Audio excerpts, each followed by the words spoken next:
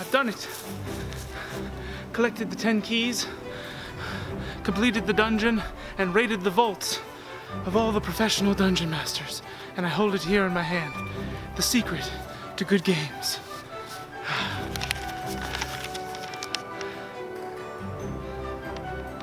What the hell? Oh, this. Hello friends and welcome to today's video. This is Above the Table. My name is Steven and today we're going to dissect why and how professional tabletop live plays run so smoothly and what kind of things you can do within your games to get similar results. So what is it really that drives these games forward so smoothly? No. This really has nothing to do with that, but there are reasons why it feels that way at times. Is it a one-of-a-kind campaign story? Well, in short, no. If you've ever thought the one thing you needed for your campaign to succeed was the one story that's never been told, then I'm here to tell you that that ship has sailed. Well, sort of.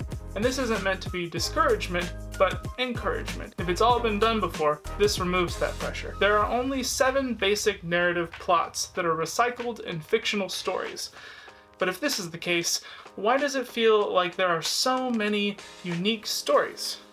And it has a big part to do with what these stories are made of. Our players, our setting, and the dramatic situations that happen to both. The biggest piece of what we have control of as a dungeon master in these stories are these dramatic situations. Here we get a few more options, as commonly accepted that there are 36 dramatic situations. The 36 dramatic situations were compiled, I believe it is, in 1895. This list is used to categorize every situation that might occur in a story or performance, and it is in the process of trying to find unique ways to create or combine these situations that we can begin to weave a more personal story. This becomes even more organic and interesting when the players toss in their own dramatic situations into the mix with their decisions.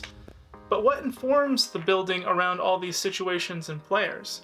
And that comes down to our campaign world or our setting, where these people are from and what laws and rules govern what's capable within the world. So is a truly one-of-a-kind campaign setting the answer we've been looking for? Well, no. Unique is not actually the framework that we want to work under. This is a common misconception or trap for new or uninformed dungeon masters. Too often, new DMs fall into the trap of thinking the secret to these worlds is having a fully fleshed out planet, with every continent, biome, region, city, and town planned and prepped to the full extent with every NPC's schedule memorized. And while this is a great way to approach video game design, this is an absolutely doomed approach to collaborative storytelling. Uniqueness in a campaign setting is a byproduct of the personalization of the combined inspirations and ideas of you and your players, paired with the human input of play. Any of these popular series can be picked apart and we can see common tropes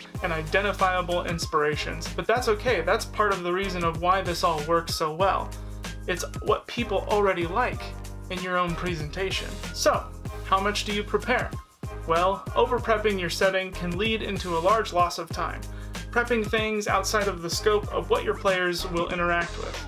And that's not to say that you shouldn't prep things unseen, but our time is better spent becoming familiar with the things that will inform or influence what our players will actually interact with. Things like the starting location and surrounding areas, historical events directly tied to story plot points, factions within the settings whose goals and ambitions are either complementary or adversarial to the story's progress. Finding points that will determine the theme of the setting as well as the adventure, and also any points you want to leave open for your players to influence the setting. For an example, leaving a planned town or city completely blank, leaving its creation to a willing player who wants to have a little more influence over their origin as well as the setting. And if you want other ideas on how to involve your players in world building, check out this video right here. Now, when trying to decide what inspirations we want to use to make our world more personal, the sky is the limit. Movies, shows, books, comics, and other campaigns even are all great places to pull from. Also, with a thorough session 0, your players can be probed for inspirations through their desires, their goals, or even just talking on what points in media they have a lot of fun with. And don't just limit yourself to a base level of fantasy media for this. Cast a wide net. If it's all derivative when broken down, put together what excites you and free your world from the bonds of false requirements.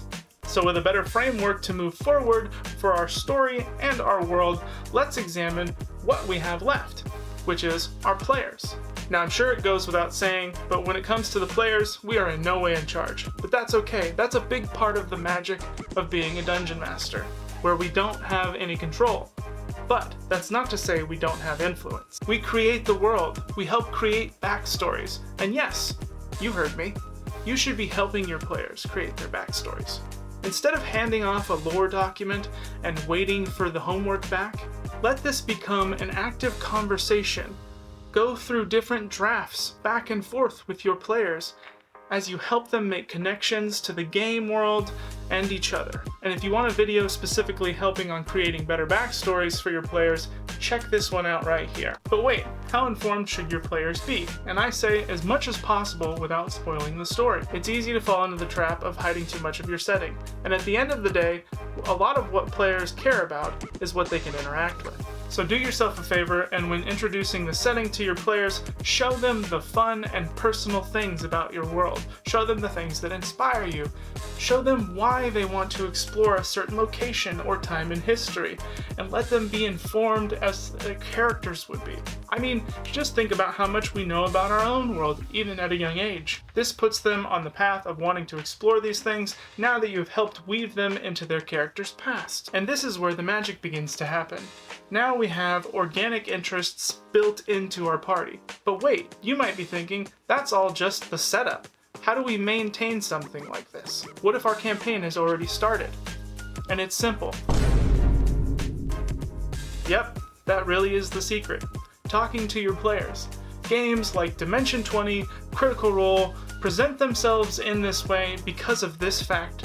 The game is an ongoing organic conversation between the players themselves and the dungeon masters. These people are constantly checking in with one another, discussing their goals, their favorite moments, what they hope to see in the future, and how they feel about what's happened so far. It's not about having writers or a production team or being professional actors. Sure, those things help, and they create a hell of a marketing campaign. But for our home games, it's about the intentionality that we show to both our players and our design. When we bring our players into the process, they too become invested.